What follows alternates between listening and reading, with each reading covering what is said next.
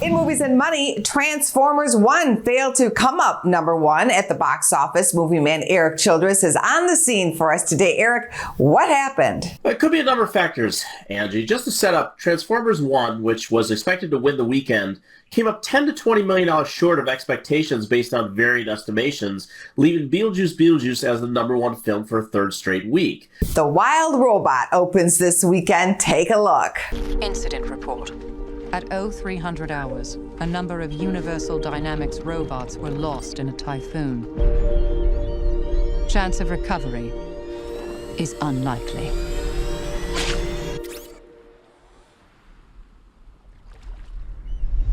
That looks so cute. But also coming out this weekend, Erik, is iconic director Francis Ford Coppola's Megalopolis. Can you tell us more, starting with The Wild Robot? I've not seen the film yet, but I've been told nothing but wonderful things about it, which comes from the director of How to Train Your Dragon. Now, tracking services have it in the $30 million range. Now, I think that is as good a guess as any, especially with the soft opening of Transformers, but I do believe it could open higher than that.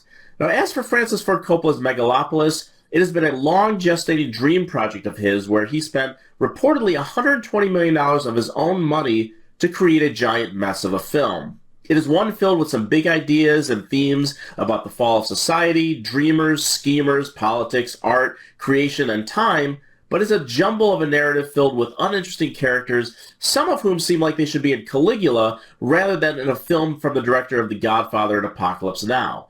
Now, Coppola has always been a tinkerer. Just look at how many of his films he has re-edited and refashioned for re-release over the years, mostly due to rush schedules and interference. But Megalopolis is all Coppola, so the vision on the screen has no one to blame but the filmmaker himself.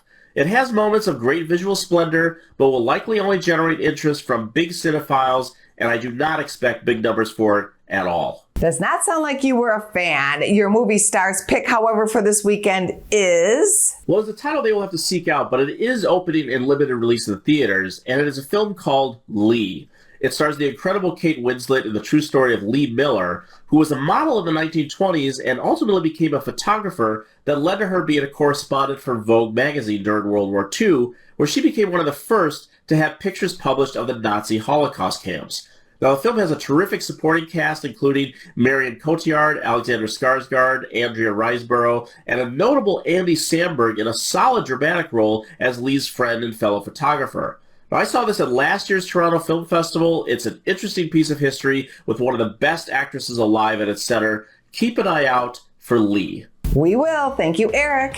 Thank you, Angie. Go to businessfirstam.com for where to see our show on TV.